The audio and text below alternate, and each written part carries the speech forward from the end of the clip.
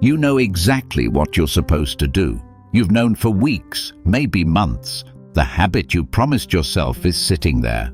The project is sitting there. The hard conversation, the difficult skill, the thing that would actually change something, all of it is sitting there, waiting. And every day you wake up, feel the weight of it, and find something easier to do instead. You open your phone instead of starting the project. You wait for motivation that never comes. You tell yourself you'll begin when you feel ready, and the hard thing stays undone. Not because you can't do it, but because something deeper keeps pulling you away. In this video, we're going to explore how to train your brain to do hard things using timeless Buddhist wisdom, not through force, not through pressure, but through understanding. You'll discover 7 habits that reshape how your mind responds to discomfort, effort, and discipline. Because the problem isn't that you're lazy, it's that your mind has been trained to avoid difficulty. And once you understand how that training works, you can gently retrain it. Habit 1. Begin with the breath, not the task. Most people approach hard things the wrong way. They look at the task first. They measure its size, estimate its difficulty, imagine how long it will take. And before they've done a single thing, the mind is already exhausted, already overwhelmed, already looking for a way out. Buddhist practice teaches something different. Before the task, there is always the breath. This isn't a metaphor, it's a neurological reset. When you're avoiding something hard, your nervous system is in a low-grade state of resistance. Your body is slightly tense. Your thoughts are running ahead into the difficulty. And that gap between where you are and where the task demands you be, that gap is what feels unbearable, not the task itself. The gap, the breath closes the gap. Before ancient monks began hours of seated meditation, before scholars began days of deep study, there was always a moment of conscious breath, not to calm down, not to perform a ritual, but to arrive, to land in the present moment where the task actually lives. Because here's what most people don't realize. Resistance doesn't live in the task. It lives in the thinking about the task. The moment you stop projecting into difficulty and return to right now, resistance loosens. Try it. Think of something you've been avoiding. Feel how your chest tightens, how your thoughts scatter forward. Now take one slow breath. Exhale completely. Notice how the tightness shifts. That's not a trick. That's your nervous system being given permission to be here. In Buddhism, this is called arriving before acting. You cannot do hard things from a place of mental scatter, but you can do them from a place of presence. The breath is the bridge. So the first habit is this. Before you begin anything difficult, stop. Breathe. Not for 5 minutes, not for a meditation session. Just one conscious breath that says, I am here. The task is here. We can begin. That one breath rewires how your brain enters difficulty. Over days and weeks and months of practicing this, your brain stops associating hard things with dread. It starts associating them with presence. And presence is something your brain can always return to. You don't need more willpower. You need to arrive first. Habit 2. The Buddhist art of doing one thing. We live in a culture that worships busyness. Multitasking is treated like a skill. Doing several things at once is seen as productivity. But Buddhist tradition has always known something that neuroscience is only recently confirming. The divided mind cannot do hard things. When your attention is split, not only do you do each thing worse, you also drain your mental energy faster. You finish the day feeling exhausted, but somehow also feeling like you haven't really done anything. That hollow, tired feeling isn't from working hard. It's from the constant switching, the constant friction of a mind pulled in multiple directions. Buddhism calls this practice ekagrata, single-pointedness of mind, the ability to place your full attention on one thing and keep it there. This isn't natural for most people. The mind wanders, notifications pull, thoughts interrupt. But the ability to return your full attention to one thing again and again is not just a meditation skill. It is the core skill behind doing anything difficult. Hard things require depth, and depth requires sustained attention. You cannot solve a complex problem with half your mind. You cannot create something meaningful with one eye on your phone. You cannot build anything real from a state of constant distraction. The monks who spent years copying sacred texts by hand weren't just doing a task. They were practicing the art of complete presence with one thing.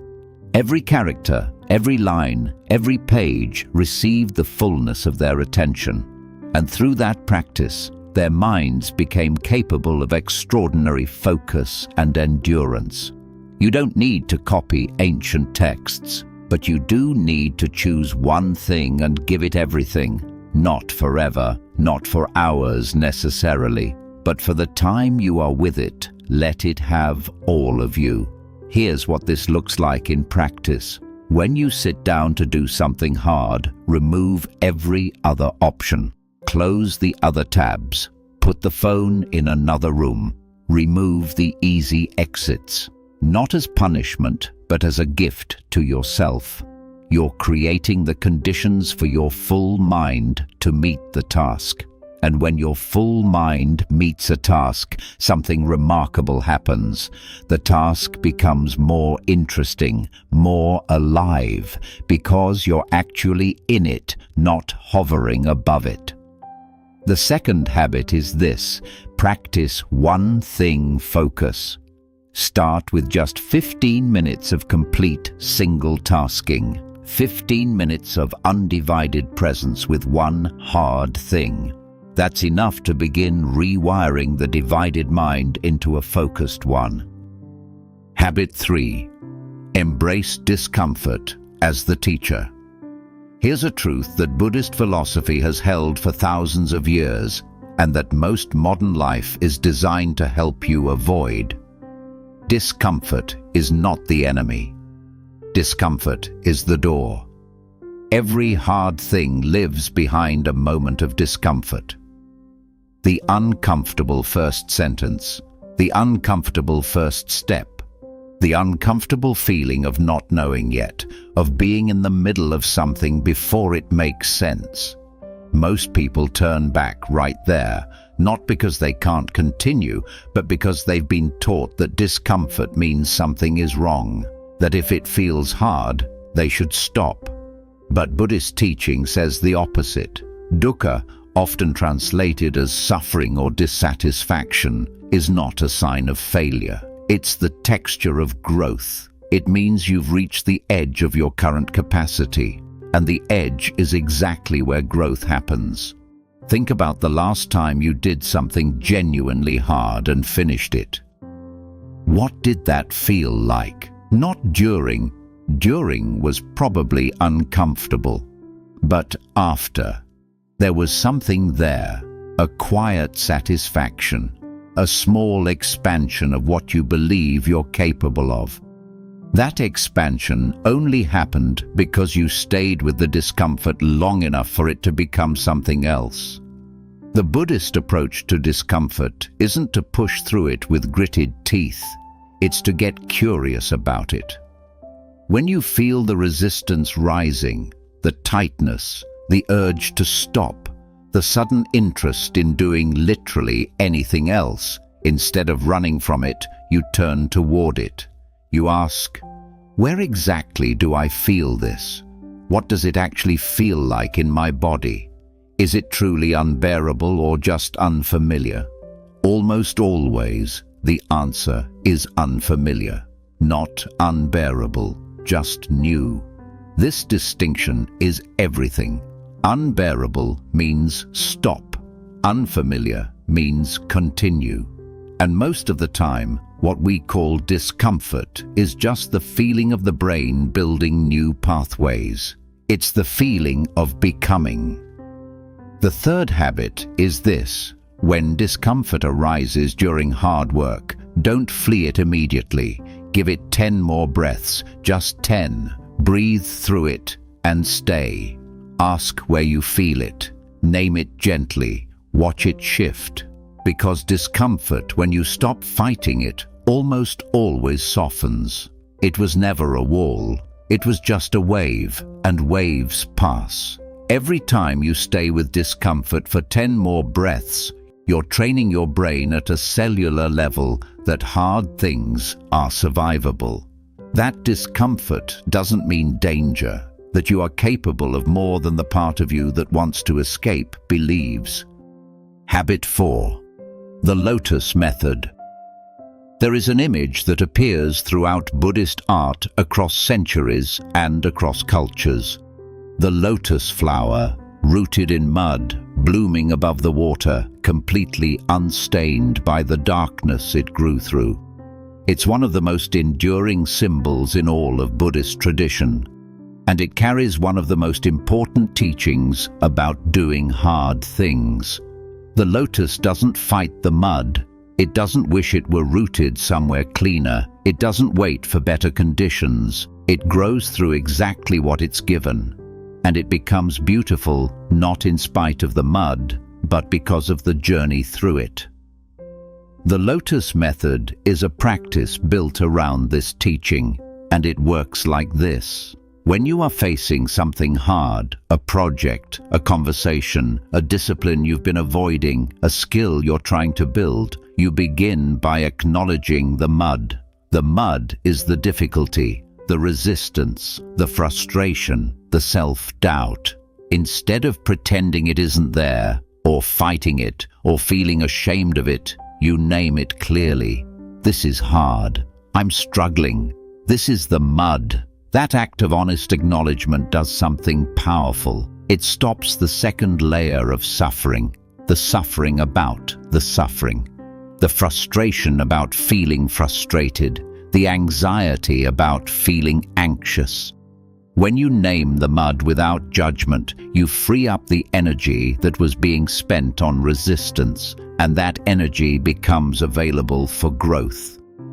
The second step of the Lotus Method is to find the waterline.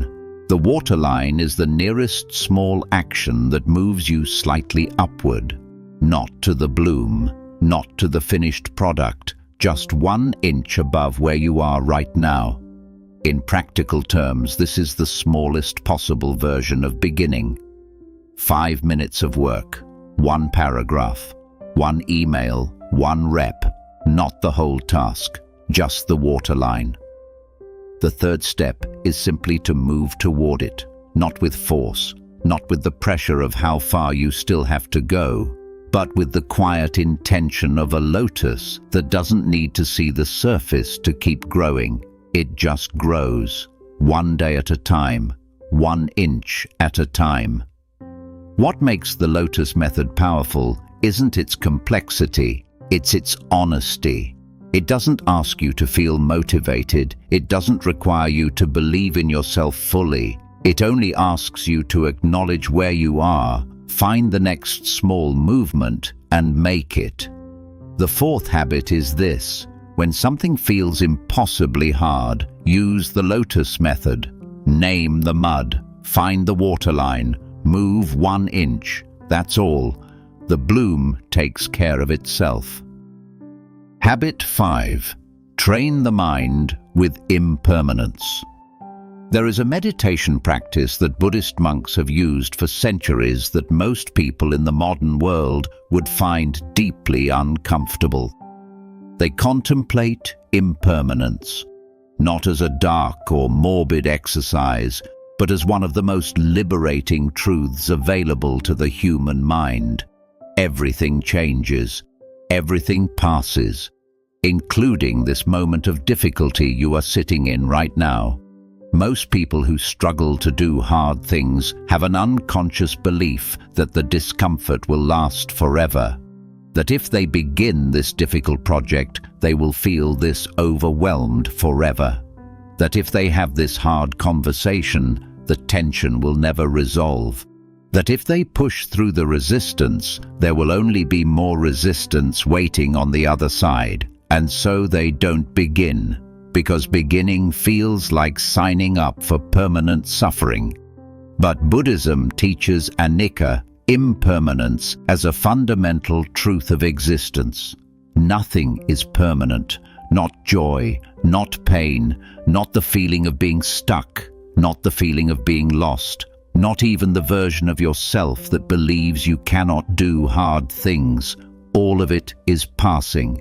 All of it is in motion, including the difficulty you are facing right now. When you truly internalize this, something remarkable happens to your relationship with hard work. The hard moment stops feeling like a life sentence. It becomes what it actually is, a temporary state that you are moving through, not a wall, a weather pattern, and weather always changes. Here is how to use this in practice. When you are in the middle of something difficult and the urge to quit rises, try saying this to yourself quietly and without drama. This feeling is temporary, not as a way to dismiss what you're experiencing, but as a reminder of what's true. The frustration you feel right now is real, and it will pass. The confusion you feel right now is real, and it will pass. The exhaustion is real, and it will pass. Ancient monks facing years of difficult practice were taught to greet every hard moment with this understanding, not to minimize it, but to hold it lightly, like holding water in an open palm. You can feel it fully without clinging to it, without letting it become your identity. There is also a second dimension to impermanence that is equally powerful.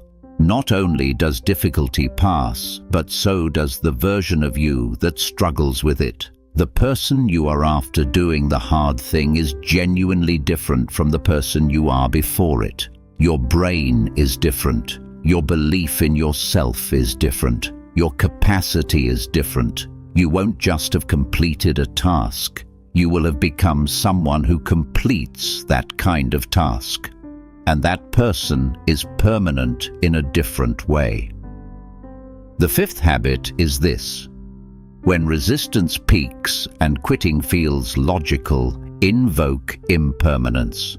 Remind yourself that this feeling is not forever, that the struggle is temporary but the growth is lasting, that you are not stuck, you are moving even when it doesn't feel like it, especially when it doesn't feel like it.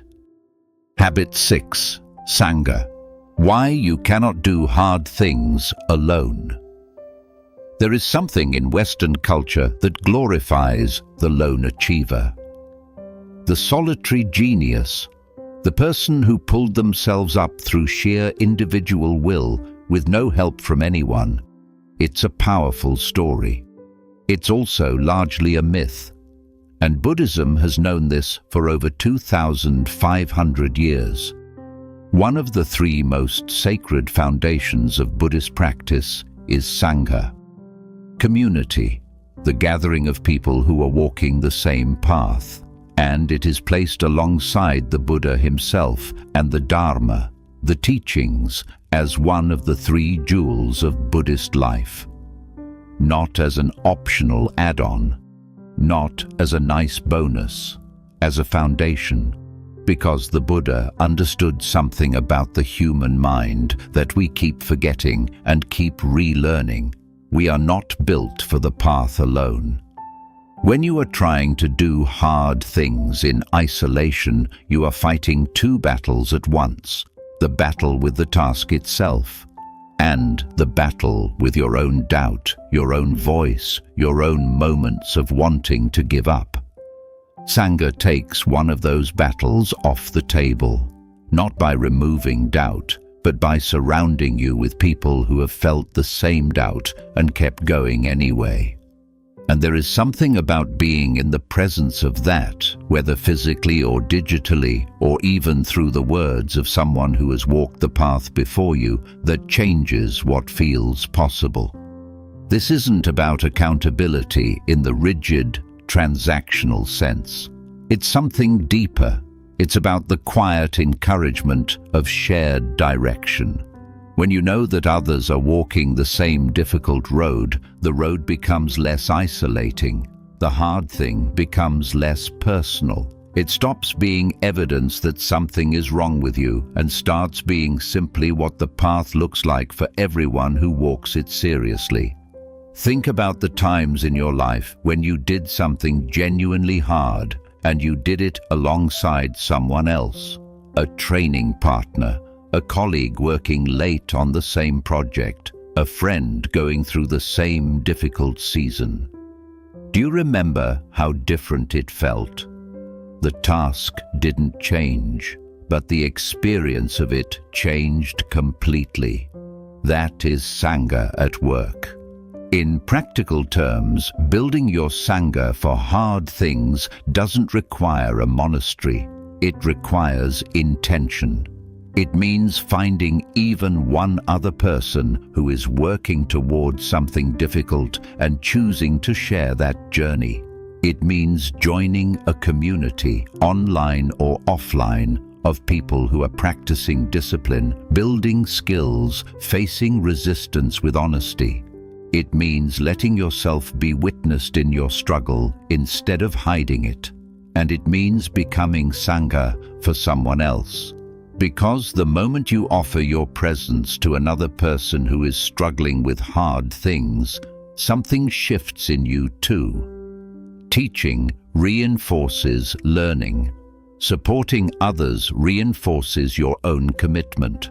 The path becomes mutual, and mutual paths are walked further. The sixth habit is this: build your Sangha. Find your people. Not perfect people. Not people who have it figured out. People who are trying honestly and consistently to do hard things. Let their persistence remind you of yours. Let your persistence remind them of theirs. You were never meant to do this alone, and you don't have to. Habit 7. The practice of right effort. Of all the Buddhist teachings that apply to doing hard things, perhaps none is more misunderstood and more needed than right effort. It comes from the Noble Eightfold Path, the Buddha's practical guide to living wisely. And its name alone tends to confuse people who come from a culture that treats effort as something you either have or don't have. Either you're trying hard enough or you're not. Either you're disciplined or you're lazy. But right effort is something far more nuanced and far more powerful than that binary. It is not about trying harder, it is about trying wisely. The Buddha described right effort as having 4 dimensions: the effort to prevent unwholesome states from arising, the effort to release unwholesome states that have already arisen, the effort to cultivate wholesome states, and the effort to maintain wholesome states once they appear. Read those 4 slowly, because they contain a complete philosophy of mental training that directly applies to doing hard things. The first dimension, preventing unwholesome states, means recognizing the conditions that make hard work impossible before they arise.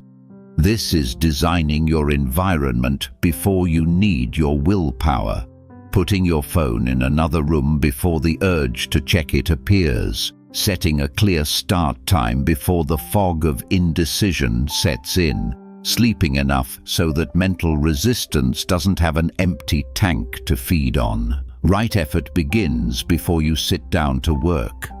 The second dimension, releasing what has already arisen, means that when distraction, self-doubt, or avoidance has already taken hold, you don't compound it with shame. You simply notice it and return, without drama, without the story of how you always do this, how you'll never change. Just a clean return to the task. Again and again, the return is the practice. Every single return counts. The third dimension, cultivating wholesome states, means actively building the inner conditions that make hard work feel natural over time. This is where habits of mind live. Gratitude for the capacity to do difficult work. Curiosity about the task instead of dread of it. A sense of meaning connected to why the hard thing matters. These aren't affirmations to recite, they're orientations to cultivate slowly through consistent practice. The fourth dimension, maintaining what is working, means that when you find a rhythm, a routine, a time of day when hard work flows, you protect it. You don't abandon it when you feel good and think you don't need it. You keep it. You tend it like a fire that needs steady fuel to keep burning. Together, these four dimensions describe not a burst of effort, but a sustained, intelligent, compassionate relationship with your own capacity. This is the opposite of the hustle culture approach that burns people out and leaves them more afraid of hard things than when they started. Right effort asks, what is the effort that I can sustain? What is the effort that serves growth rather than destroys it? What is the effort that I can bring tomorrow and the day after and the day after that? This is how monks trained for decades, not in explosive bursts of extreme discipline, but in consistent, wise, sustainable engagement with difficult practice. Day after day, small and steady, the way water shapes stone, not through force, but through faithful return. The seventh habit is this: practice right effort. Not maximum effort, not heroic effort, wise effort. The kind that you can sustain, the kind that builds on itself, the kind that over months and years produces something extraordinary, not because you forced it, but because you never stopped. Hard things don't require a different version of you. They require this version of you, returning to the breath, returning to presence, returning to the practice one more time, even when it's difficult, especially when it's difficult. The 7 habits we explored today aren't techniques to master overnight. They're seeds, and seeds grow quietly beneath the surface long before anything is visible. If this found you at the right moment, subscribe to Mindfulness. Share this with someone who is facing something hard. And remember, the lotus doesn't wait for perfect conditions. It grows through the mud. So can you.